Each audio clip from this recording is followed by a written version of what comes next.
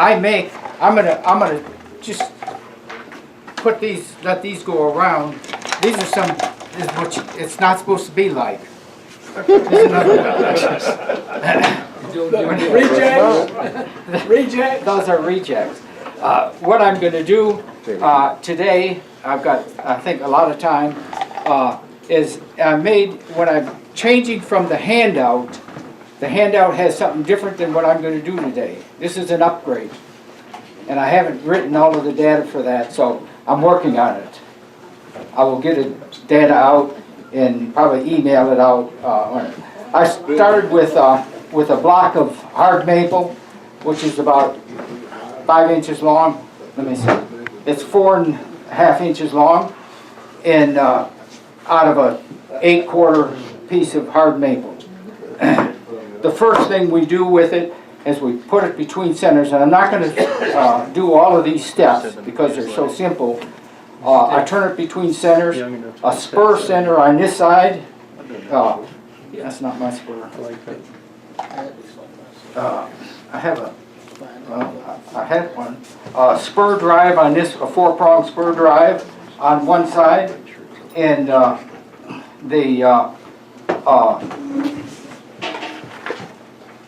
well, I've got a delta spur revolving center on a tailstock for pushing this up to the deal in making it round.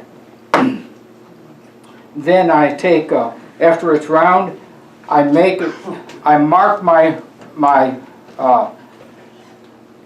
three lines for the drilling right on the lathe, because it's easier, and I'm using a delta lathe for this, and so I've got my numbers for my centers, the 3 pieces. I can spin it to one, lock my piece in place, and mark it with the headstock, or with the tool rest. I bring this right up to it and mark it with the pencil. Turn it to the next part, lock it in place, pencil. Next line, mark it, lock it in place, and pencil line. I've got my 3 centers, simple and probably more accurate. I know it's a lot more accurate than what I could do by marking the ends and all of this other stuff. I've tried both ways, and I'm trying to get it so that all 3 of my pieces are equal thicknesses, and probably none of them ever achieve that by the time I'm done with it, but this one's pretty close. So then once I get that done, I take it out of, once I get it marked, I take it out of the lathe, take it to the drill press, and drill the deal. The jig that I use is in the handout for marking, or for drilling the holes. And I've had some problems with, in past with that, and I think I've got that as close as I'm going to get it for wood turning on it. I'm going to make about 45 of these this year. I've already got like 30 some made already that I've given away. So I'm going to make a few more, and then I'm quitting for the year. But I'm going to bypass the turning the square block, and instead of turning the square block, I think we all know how to round it off. I'm going to start with one. This isn't the one I wanted to start with. Verify your tail side. In front of your tail side? Right here. Hard maple. This one here is a piece of mahogany that was cut prior to 1940. Wow. From Cuba. Cuban mahogany. I've had these pieces from a boat building company back in Michigan. So I had some pieces and I cut them, but I don't like it. I mean, it's not bad, but I didn't like the way the drill bit. Had I known, I would have drilled it a little easier and got better results of drilling it, is I tried to drill too fast in the ones I made, so I didn't like it. So I just put those to the last, and I went back to the hard maple on there. Here's one that I've got a lot of marks on this. All of the marks around this way mean nothing on it, and the only marks that mean anything are the 3 that goes across this way for my centering for my drill press. And I have used a 1 3/16 inch hole in here. I could have used a little bit larger hole. Probably would have made it easier if I would have used a little larger drill bit. I wouldn't have to take off so much when we're doing this. Now when I put this in here, I tightened it up, and that was a mistake. Mike's, or somebody's already got the live center in here. That I use a Delta, and I like the Delta because it it has a smaller pinpoint. Now I'm going to put this in here, and I'm going to bring the tailstock up a little bit, not real tight. Now I'm going to tighten the chuck.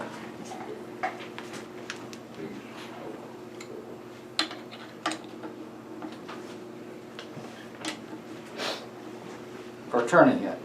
My first part of turning is going to be to start with the piece, cut this in down here. Of course, when we do these kind of turnings, we always start with the tailstock and work towards the headstock. And we have to be especially careful because there's not much here between the tailstock and the headstock to hold it together. So one little catch or something going wrong ends up in that jar or in a trash bucket because of that. So I can't guarantee that I'm going to do not have that kind of a problem in it. When I brought my famous wood piece here too, my round piece here, this is a piece of Weisach, and I've drilled this little hole through here that you can't see through the hole, but it's drilled through there, and you have to have a drill bit that bends in there and does that. And I really didn't do that. That's a wormhole. But it's very small, and it looks authentic almost when you look at the 2 sides. But it don't go through it. You got to kind of squeeze it through. What I'm going to use for turning this, I'm going to the change from the handout was that I'm making it in 2 pieces rather than a whole thing on it. I found that I could probably come up with better results if I made the icicle separately from this here. I'd have, if I do the icicle first, if I do all of that, and then I damage it by breaking it in half, then I've chucked the whole thing pretty much. So to eliminate that problem, I'm doing them separately. And I come up with something different on doing that. I will just say I do the icicle in a collet chuck because there's nothing there for me to bang my knuckle on. That's a good idea. I after being hit about 3 times in about 2 days with my knuckle here, I said, I've got to come up with something better than that. In that. Well, I said, the first thing I thought of is buying a smaller chuck. So I did. I called Chucks Plus and bought one of those little bulldog chucks. It's only about this big around. Well, I got it. I got 2 sets of jaws, extra jaws with it, and don't like it at all. I mean, for what I was hoping it would do, it didn't work. So I've got that. I put it on the chuck, on the lathe once, and had it on there about 10 minutes, and decided it wasn't working. So I went back to the collet deal. The collet's a little more complicated to get it set together, but I think it works better than that. This collet chuck here takes up to the 3/4 inch, which is the top, the largest one. Beal Tool Company now has one that goes up to 1 1/4 inch. They also have it with ball bearings in it on the tightening part, so that you can actually tighten it up by hand. From the advertisements, I don't have one, so I can, instead of using the Tommy bars for tightening it. But the first step we're going to do is we're going to turn this round, or not round, but we're going to turn, yeah, if I can find my tools. That's my biggest problem now, is trying to keep track of my tools, where they're at, and why I don't have them, where they're supposed to be. I'll put my tools right here, so that I wouldn't bump it up. I sharpened these, and hopefully that they will be okay for me for today. Lower this down a little bit now. Tighten the tailstock, Bob. I think, didn't I do that? No, you, up at the top. Up at the top, yeah, the little lever. This here? Yeah. Oh, I never tightened You that. never tighten that? No, never, it's a Why waste does of it not time. work loose? If you use my setup, if you use my idea with this machine, with both of my machines at home, if you put the hand wheel over here, you better tighten it. Yep. If you put it on the 1 o'clock side, it's going to self-tighten to keep a certain amount of pressure on there all the time. Because if it loosens up something worse, it's going to go down. That's my theory. That's what I use. So I almost never tighten this here, because I could, but I don't. And I've never had a problem with it. Now I'm going to, I don't remember how to start this. Okay. We're going to turn these. We want to turn these at a pretty fast RPM. I run mine about 1800. So we're gonna take this. We're gonna cut this down.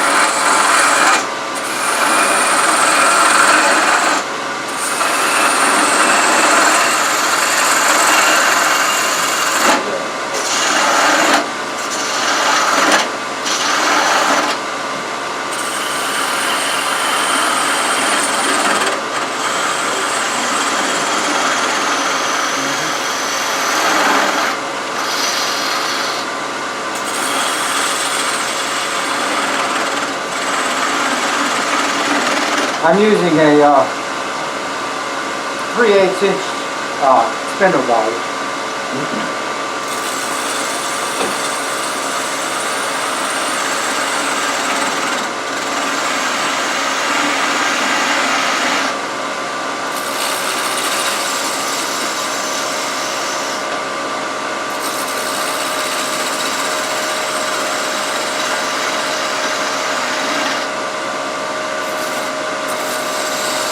Now when I'm cutting here, I'm cutting off of my, and I'm going to make a little mark there, then stop it, and see how round my block is. Pretty good. That's telling me that each of these pieces should be the same, or very close to the same, when I'm finished. That was the problem I was having before with my, one was my drill press problem, and another was a marking problem. So you combine the two, you have one piece about a 1/4 inch wide and one piece about a 1/16 of an inch wide, and they ran up in the scrap barrel. When I'm looking at this now, I don't know how many people have done these things, I know some of them have. You can see right through the hollow part. And see how thick it is, and to see the pattern what you're working with. So I'm going to come over here, take some more off of that.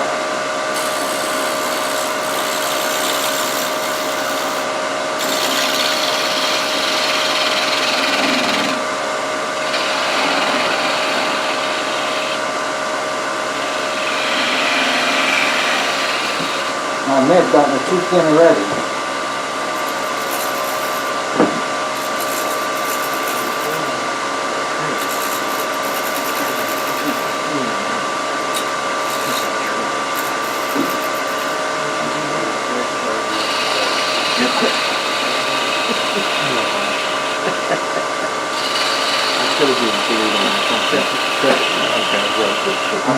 I've already cut this one too small at this corner right here. It's too thin. But I'm going to work it. I think I can work it.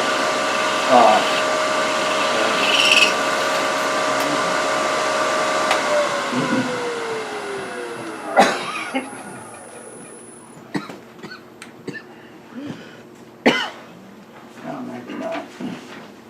And what I like to do when I'm doing these, I take my sandpaper and I have to sand the inside of this here, because you have a little bit of chip out on the trailing side. So I'm going to cut that down. That helps with a piece of, I've got 80 grit sandpaper I'm using with a little bit of sandpaper. I keep my sandpaper, I use this cloth back sandpaper, and I have it stacked. These are the 5 sizes I use: 80, 120, 180, 220, and 320. Where do you get that, Bob? Pardon? Where do you get it? Texas Tool. Texas Tool. You buy it in a roll about 25 yards or something like that in a roll. I'm not sure exactly now. But that's what I have. You can tear it off. You can make it thin. You can rip it any shape you want, pretty much, except round. Can't make a round circle, but any square or long piece you can make it with that. Okay, here we go.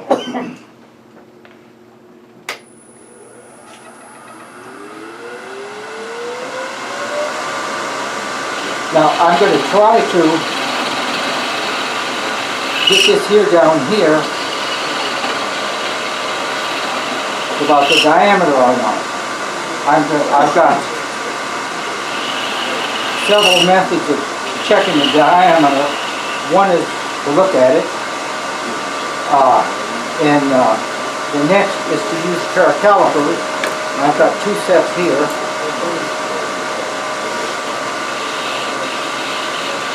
That's pretty close to where I want to be. So I'm going to take a little bit off here. I'm going to make this like a little bead down here.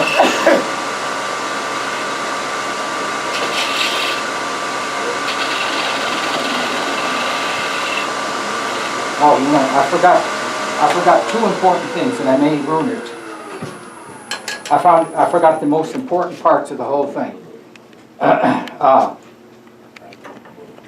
First, I was supposed to drill a hole through it. Let me see if I can still do that.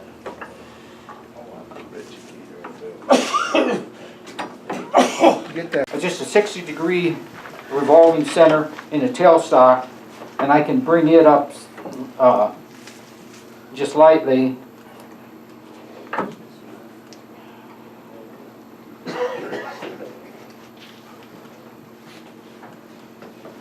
Maybe.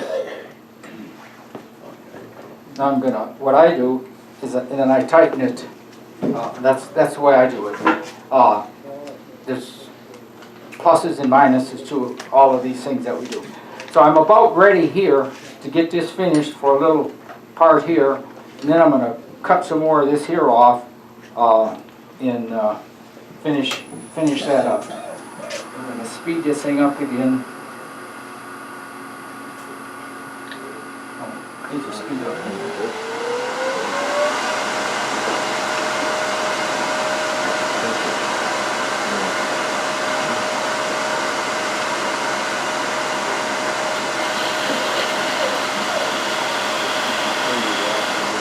one thing to it, and I'm thinking of things that I'm supposed to be saying as I'm going, but they're a little bit too late. I almost always use a dust mask at home. I don't want any of this stuff getting in my lungs and then clogging them up. We've got several people that come in here with oxygen, and I'm trying to avoid that part of it with my lungs. I can't do it here because I couldn't talk with that. I'm using this as an MSA mask. I like it. It's about the 4th different one I've had over the last 30 years. Source? And I really like that one there. Source? Pardon? Your source for that? I forgot where I bought it. I bought it from some online company. And I looked at a number of them. I've got 3 other ones at home. I think I finally threw them in the trash. And I saved this one because this is the best one I've seen or have used. I bought 2 other ones in the last 10 years that everybody, the advertisements raved about how good they were, but they were trashy as far as I'm concerned. But this one here I really like.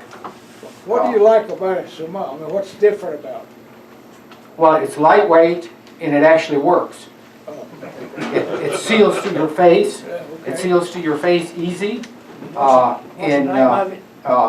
It collects dust. I'm not getting dust through my nose on here. Actually, when we're wood turning, if we breathe through our mouth all the time. I'm going to try to make a little bead here.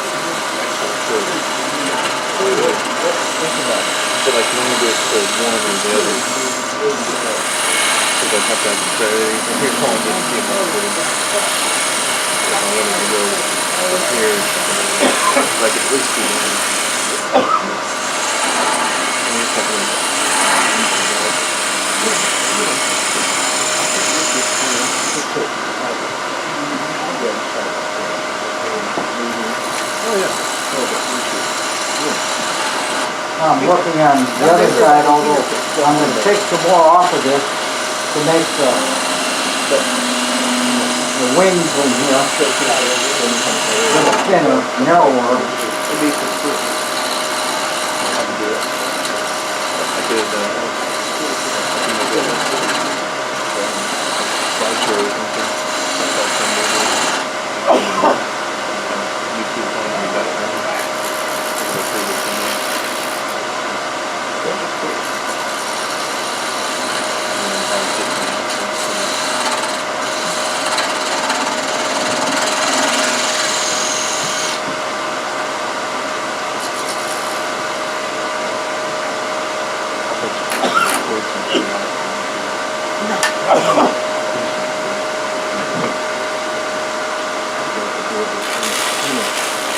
I'm going to use a baby good sandpaper.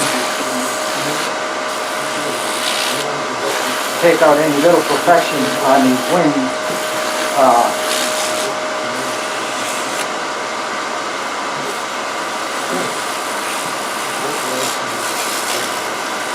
That's one of the things where I get, my vision is being distracted by 6 lenses I have to look through to see what I'm doing. And so, if I move my head that much, everything changes.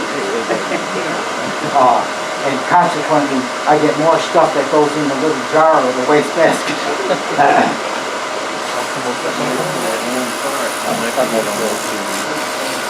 So would it be comfortable if I forwarded proof like this to you? Just what you can do is like if you want it to be streamed to the meeting, that just email me what you have if you want to stream it and call that in or before. Yeah. With the cloth back sandpaper, it's easy to fold it. It's easy to tear it if you want a little thin piece. You can just rip a piece right off the side.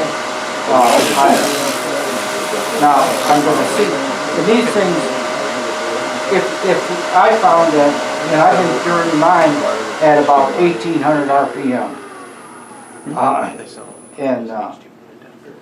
And that's an easy number. Let's see, I don't want to take that. Okay, when I take this, when I use my sandpaper, once I use that grit, I turn it upside down. Then I get my next grit out. I'm going to come in here and I'm going to sand these. Do you use it? Not really close here, but I'm going to sand the outside. welding galvanized. I welded too much of it.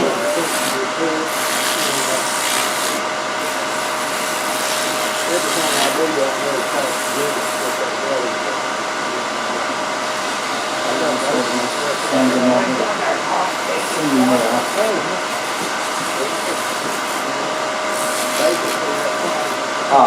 you can see through this, and you can see how wide your pieces are, or how thick they are, by looking right through. Now I can see my finger on the bottom, like if there was nothing in between it. And the faster this thing spins, the easier it is to see that.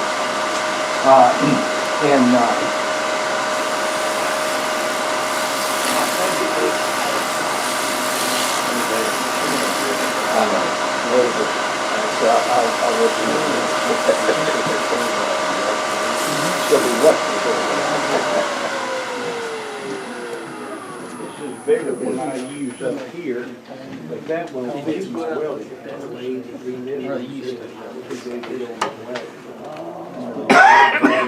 one up here needs to go. You know, I'd have a tie for the glasses, this, we'll clean that up. I'm going to cut some more out of this here. This is big, this is up.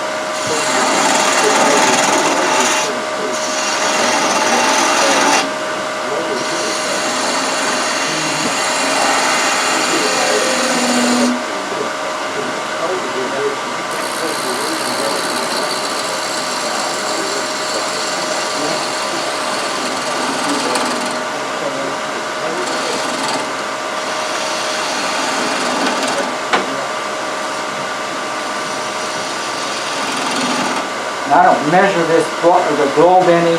I just look at it, and if it looks round, that's good enough.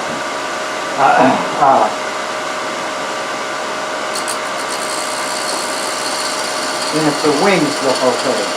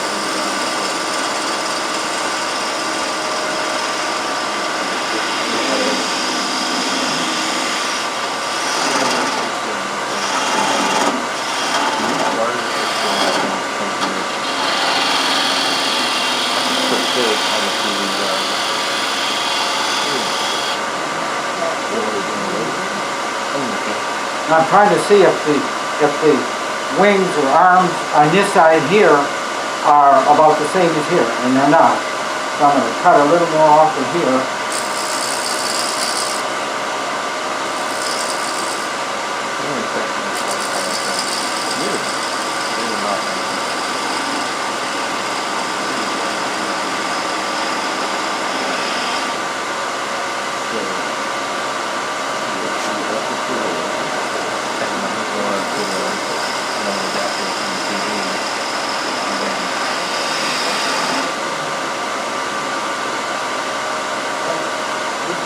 back to my sandpaper. I'm gonna go back to my 180, or to 80, and, Come on.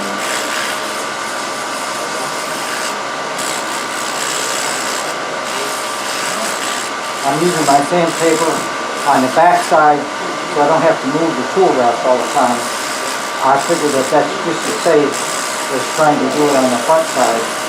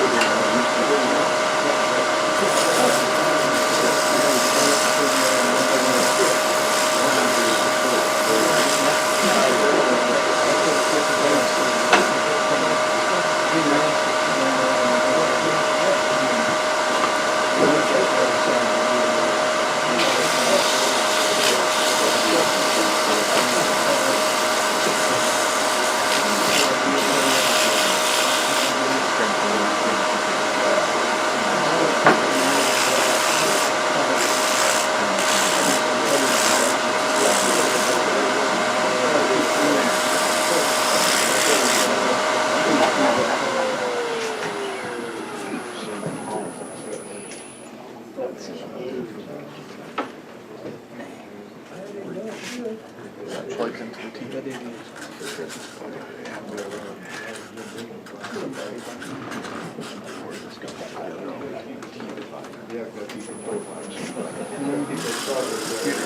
Now I'm going to finish sanding this, the globe and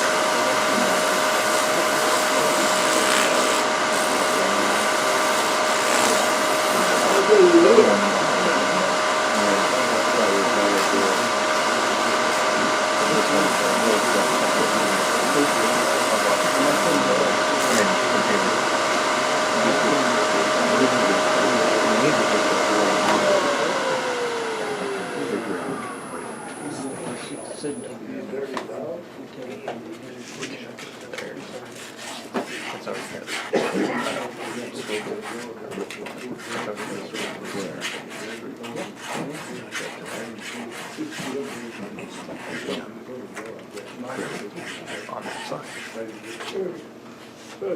Right,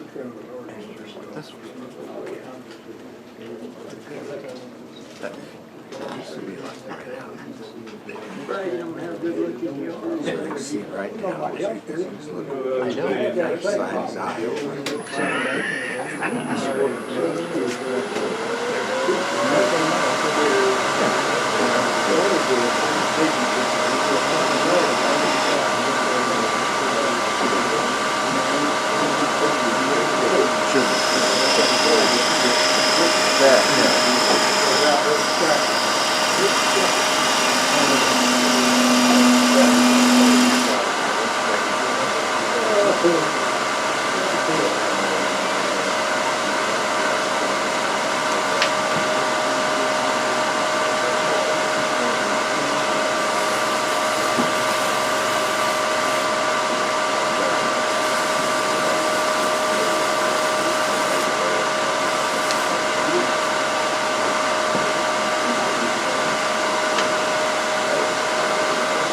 This is 220.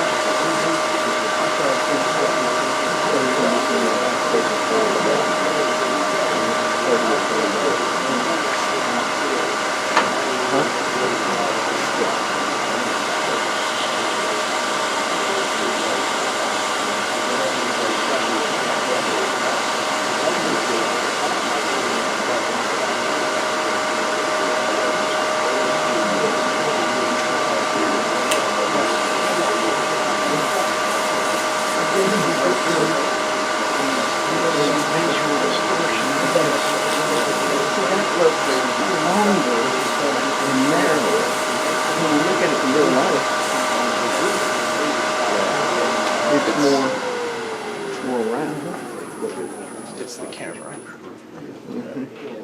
Because it's not seamless like this. So it's like extra shine.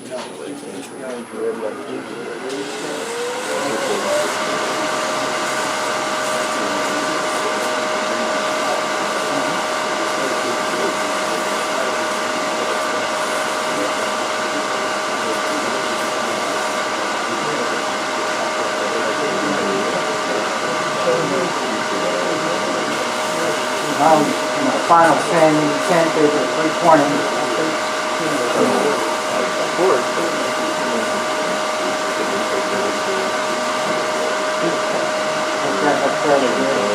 I'm going to turn that sandpaper over and burnish it. If I was going about 1,800 to 2,000 RPM, I've run some of them up to like 2,400 RPM to do them. And I settled back to 1850 or something like that as a good piece to use the whole thing. Now I've got that burnish in there. I can bring, for this next part of it, I can bring the, almost gone. Cutting it with that, this is a hacksaw blade with a tape handle. So I can pass this around.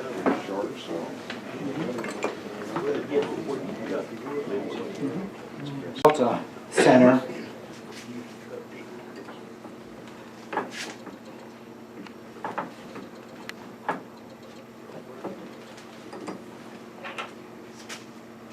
So I'm going to put my delta center in.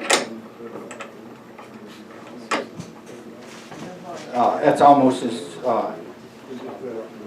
almost the same as the one way here.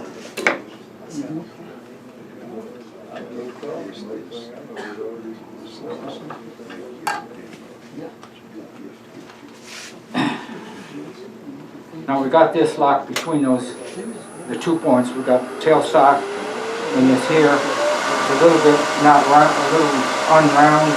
I bought a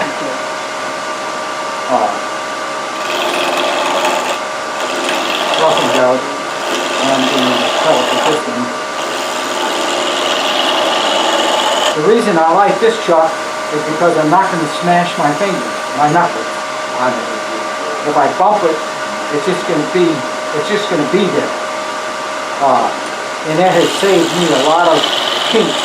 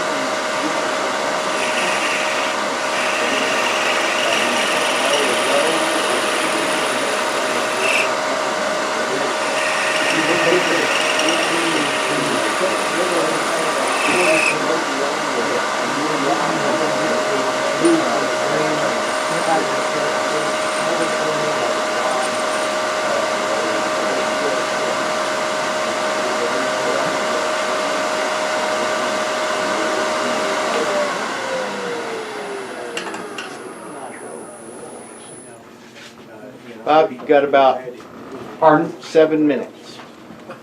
Okay. I don't get real fancy on these here with the I'm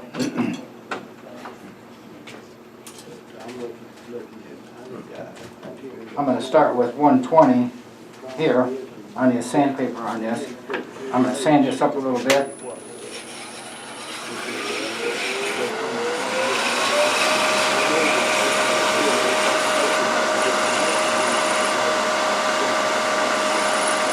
These are giveaway deals, so they may have some flaws in them, like my hands have some flaws in them.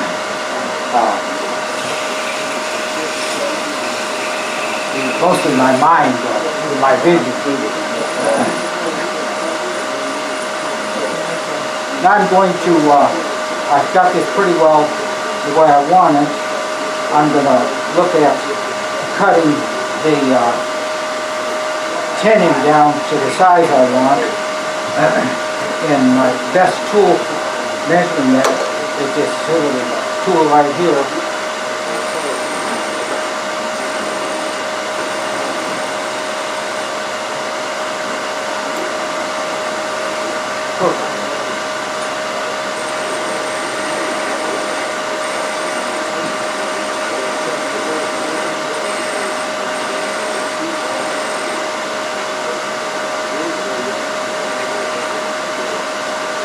that.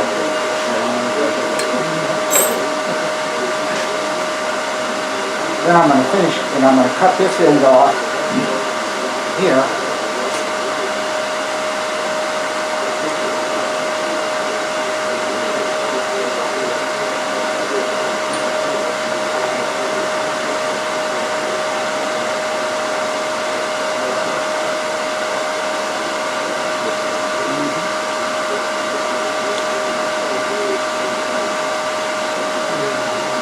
One little spinning up left on the end.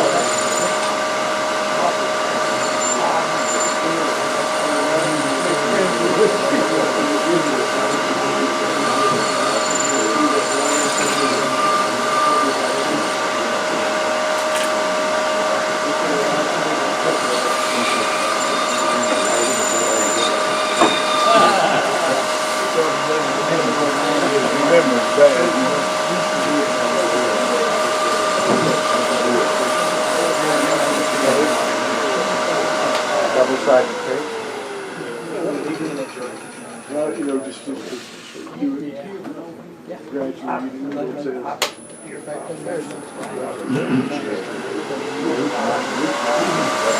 Now this is my 320 sandpaper.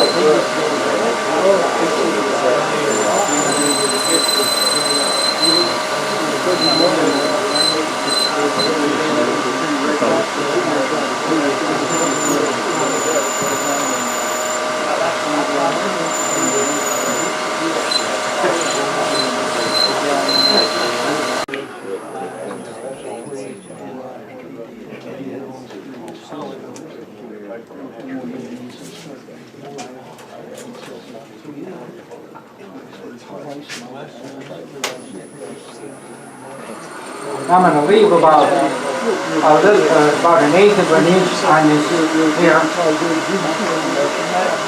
to cut it down to about an eighth inch. I'm going to use my special cutoff tool.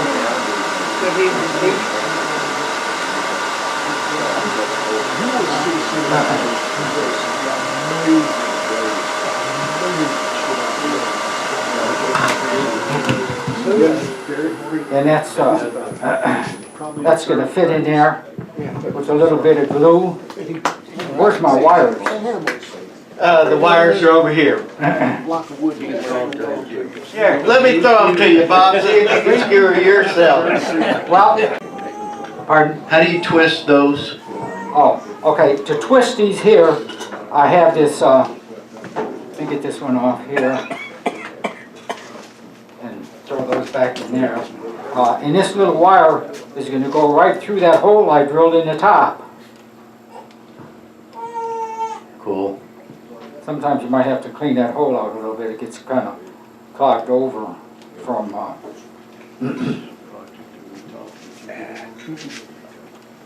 turning there. But I can turn my drill bit in there, clean that out. And put my arm there.